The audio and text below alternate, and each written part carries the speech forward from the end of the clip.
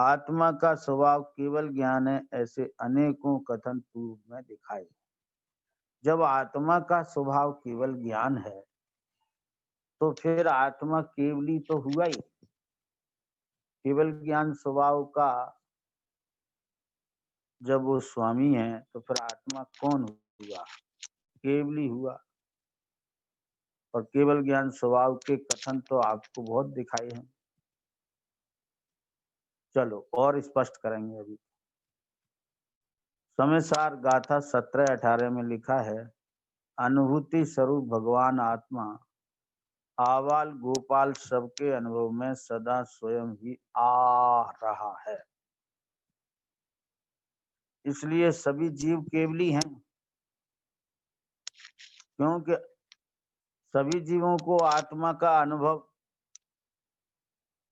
सदा स्वयं ही हो रहा है। ऐसा कोई जीव ही नहीं है जिसको अनुभूति स्वरूप भगवान आत्मा अनुभव में न आ रहा हो। क्योंकि लिखा है वह अनुभूति स्वरूप भगवान आत्मा आबाल गोपाल सबके अनुभव में सदा स्वयं ही आ रहा है। इसलिए सभी जीव केवली हैं। परंतु जो अनादि बंध के बस पर के साथ एकत्व के निश्चय से मूढ़ हैं, वे अज्ञानी होने पर भी स्वभाव से केवली हैं। क्या? अनादि बंध के बस पर के साथ एकत्व के निश्चय से मूढ़ हैं, पर के साथ एकत्व करते हैं, ऐसा उनका निर्णय है, इसलिए वे मूढ़ हैं। वे अज्ञानी होने पर भी स्वभाव से केवली हैं। क्यों? कि सभी भगवान आत्मा आबाल गोपाल सबके सदा ही अनुभव में आ रहा है। इसलिए सभी आत्मा केवली हैं। अज्ञानी भी केवली, ज्ञानी भी केवली, सभी आत्मा केवली है।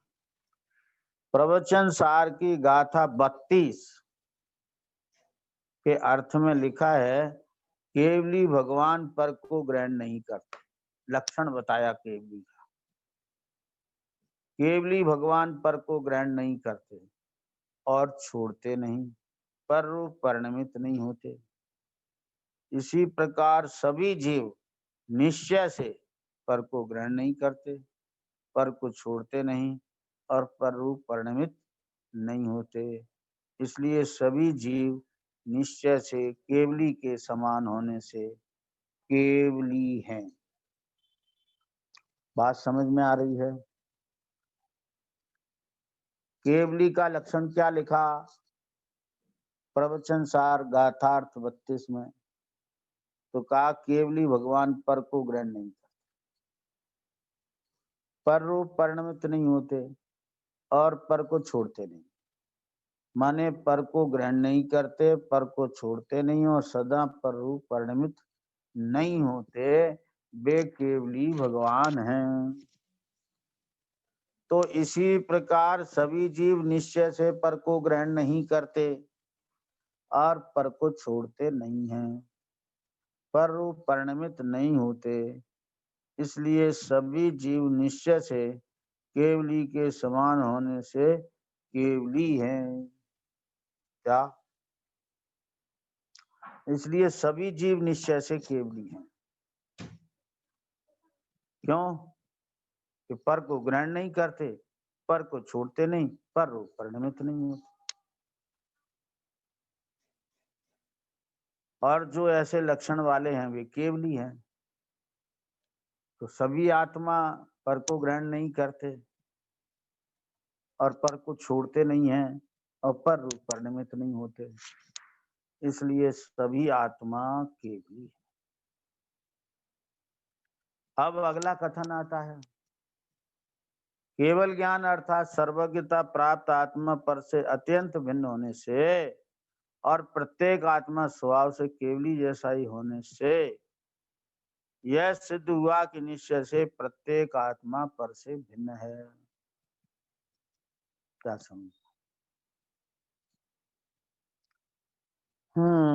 केवल ज्ञान अर्थात सर्वज्ञता प्राप्त आत्मा पर से अत्यंत भिन्न होने से और प्रत्येक आत्मा स्वभाव से ही केवली भगवान जैसा ही होने से यह सिद्ध हुआ निश्चय से प्रत्येक आत्मा पर से भिन्न है।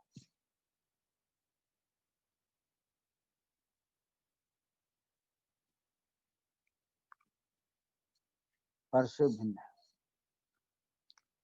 और देखो आगे देखिए साफ साफ स्पष्ट शब्दों में आचार्य श्री कुंद स्वामी कृत समय सार जी गाथा 151 नंबर की गाथा में आचार्य श्री कुंद देव सभी जीवों को केवली होने की घोषणा करते हैं। क्या कहते हैं? परमठो खलु समयो भोजु केवली मुनि राणी तमें ठिदा सहाबे मुनिनो पावंतड़े बाड़म। इसका अर्थ है परमार्थ है निश्चय समय शुद्ध केवली मुनि ज्ञान है तेज असह स्वभाव मुनि भर मोक्ष की प्राप्ति करें। क्या कहते हैं? निश्चय से जो परमार्थ है, समय है, शुद्ध है, केवली है, मुनि है, ज्ञानी है, उस स्वभाव में स्थित मुनि निर्वाण को प्राप्त होते हैं। देखो निश्चय से माने परमा, निश्चय से आत्मा कैसा है क्या समझ। फिर आगे बताएंगे कि मुनि निर्वाण को कैसे प्राप्त होता है। तो आत्मा कैसा है कि परमार्थ है, परम अर्थ की सिद्धि करने वाला है। और कैसा है आत्मा? समय है, जानना और परिणमना इसका स्वभाव है।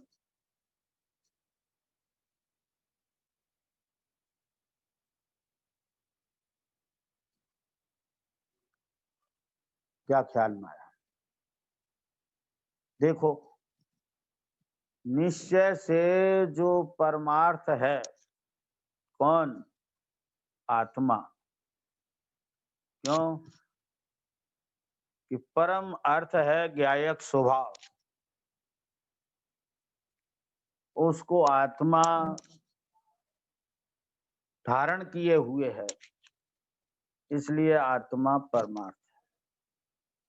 और कैसा है आत्मा? समय है, माने जानता है और परिणमता है, इसलिए आत्मा समय है। और कैसा है आत्मा? कि आत्मा शुद्ध है। क्यों शुद्ध है? कि नो कर्म द्रव्य कर्म भाव कर्म से भिन्न है, इसलिए शुद्ध है। और कैसा है आत्मा? केवली है, केवल चिन्मात्र वस्तु स्वरूप होने से केवली है। और कैसा है आत्मा? मुनि है, स्वयं मनन करने की योग्यता वाला है। और कैसा है आत्मा? ज्ञानी है, क्योंकि ज्ञान वाला है। और कैसा है आत्मा? ऐसे आत्मा के स्वभाव हैं, परमार्थ समय शुद्ध है, केवली मुनि है, ज्ञानी। उस स्वभाव में जो स्थित हैं वे मुनि निर्वाण को प्राप्त होते हैं। स्वभाव दृष्टि से आत्मा परमार्थ है, समय है, शुद्ध है, केवली है, मुनि है, ज्ञानी है। इस स्वभाव में जो स्थित हैं वे मुनि निर्वाण को प्राप्त होते हैं।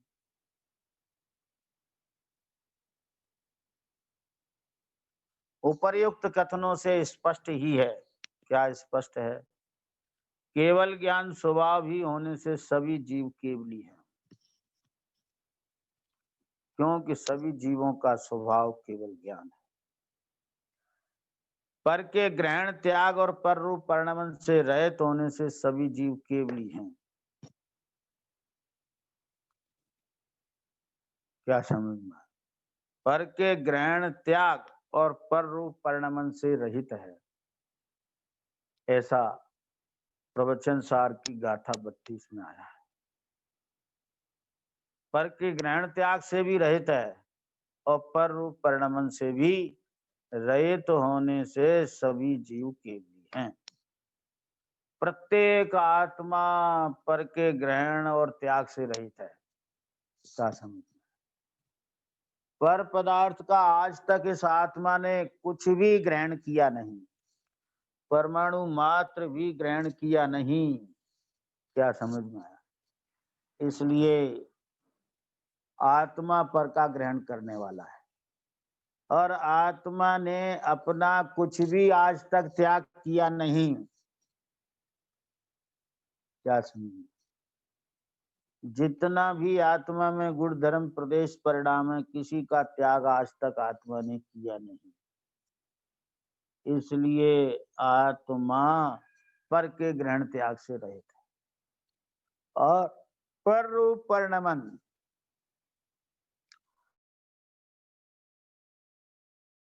अति निकट संबंध है,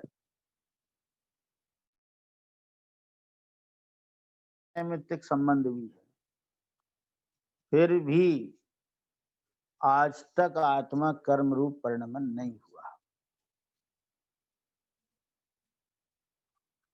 इसलिए अर्थ हुआ कि सभी जीव केवली हैं, क्योंकि पर के ग्रहण त्याग से रहित हैं और पर रूप परिणमन से रहित हैं।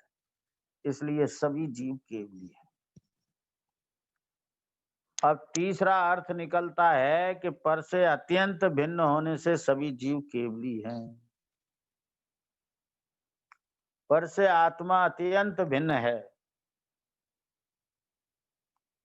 इसलिए सभी जीव केवली हैं। अत्यंत भिन्न है, चतुष्टय भिन्न है, इसलिए आत्मा केवली है। निर्वाण के कारणभूत स्वभाव से सभी जीव केवली हैं। क्या? निर्वाण मोक्ष के कारणभूत स्वभाव है आत्मा में। मोक्ष के कारणभूत स्वभाव होने से सभी जीव केवली हैं।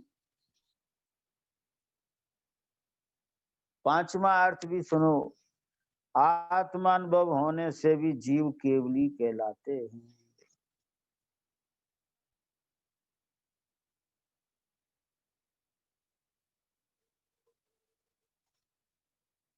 क्या ख्याल?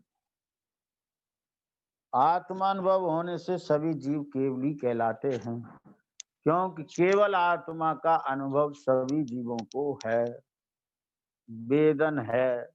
वो सम्यक नहीं है, ये बात सही है। जो आत्मानुभव है वो सम्यक आत्मानुभव नहीं है, मिथ्या आत्मानुभव है। लेकिन आत्मा का अनुभव तो है सभी जीव। पर का अनुभव वेदन तो ज्ञान में होता ही नहीं है। एक आत्मा का ही अनुभव होने से सभी जीव केवली है। 5 प्रकार से अर्थ हुआ। यहाँ आचार कुंद कुंद देवकृत गाथा 151 के वचन से तो स्पष्ट ही है कि आत्मा स्वभाव से ही केवली है, परंतु यहाँ केवली का अर्थ सर्वज्ञ नहीं है, ये ध्यान रखना। प्रश्न आता है यहाँ केवली का अर्थ क्या है?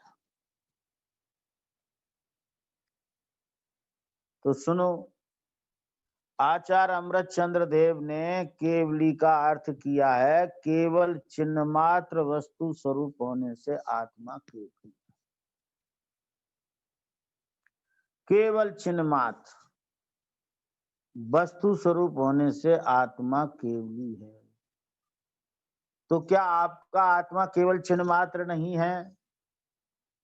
है। और हमारा आत्मा भी चिन्ह मात्र है।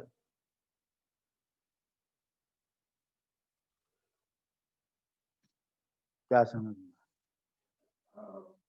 केवल चिन्ह मात्र वस्तु स्वरूप होने से आत्मा केवली है।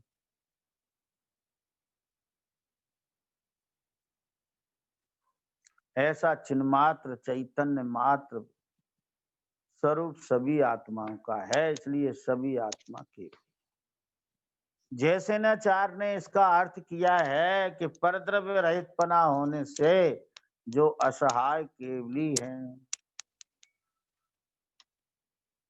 परद्रव्य रहितपना है, सभी का आत्मा परद्रव्य से रहित।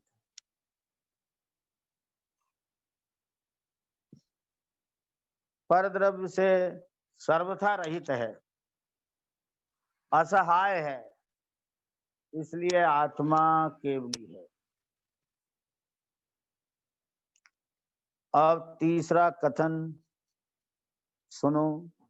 इस प्रकार यहाँ केवली का अर्थ सर्वज्ञ नहीं है, इस बात को भली भांत समझ लेना है।